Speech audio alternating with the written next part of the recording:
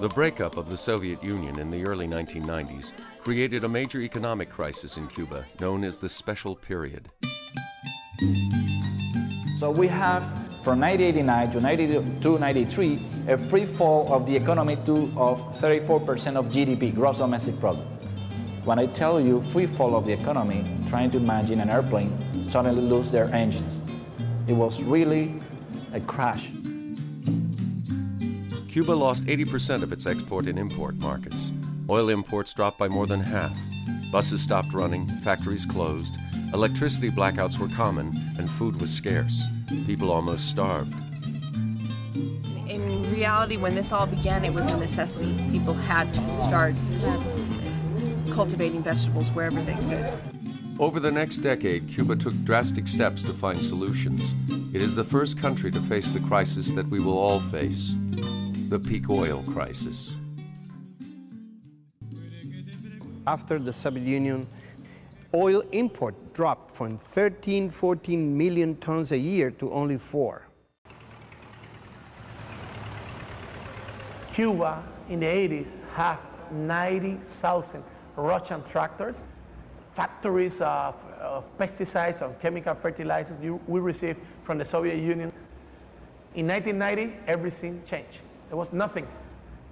When the deep economic crisis began in the early 1990s, it was a change in our lifestyle. We all of a sudden saw abruptly, in a matter of weeks' time, a huge change.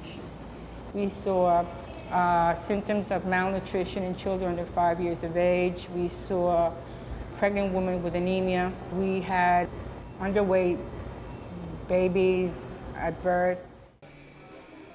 The impact on food scarcity was disastrous. The average Cuban lost 20 pounds by 1994. We were desperate for everything. We don't care about first world quality standards on any commodity. We just need food. It doesn't matter what you bring, we buy it. And what we've discovered is that Cuba, because their own artificial peak oil was imposed on them when the Soviet Union collapsed, is actually a model for what's going to take place in the rest of the world. So we wanted to see if we can capture what is it in the Cuban people and the Cuban culture that allowed to go through this very difficult time without competing over scarce resources.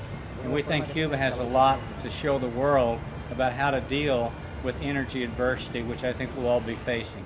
Peak oil is unprecedented. We've never become dependent on fossil fuels before in human history, and we've never experienced a peak in fossil fuel production. So we're flying blind as a global community. And so we need examples. We need some sort of laboratory experiment where we can run this and see, what's the best way to do it, what's not so good, and so on. And Cuba provides us with that because Cuba has already undergone a kind of energy famine.